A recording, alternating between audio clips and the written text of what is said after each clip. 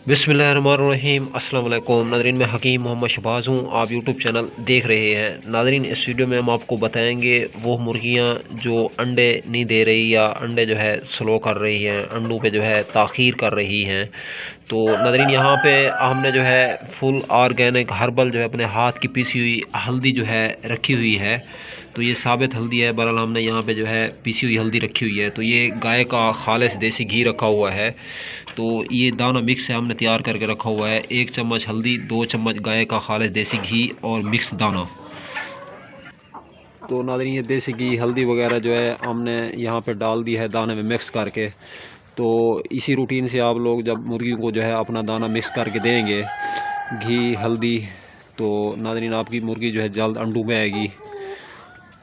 तो अंडों की जो ग्रोथ है, अंडों की जो ग्रो है, वो इंशाल्लाह ऐसा ऐसा जो है बढ़ना शुरू हो जाएगी। तो ये कैल्शियम की कमी होती है नाज़रीन, जब कमी पूरी होती है तो इंशाल्लाह जो है मुर्गी आपकी जल्द अंडों पे आएगी।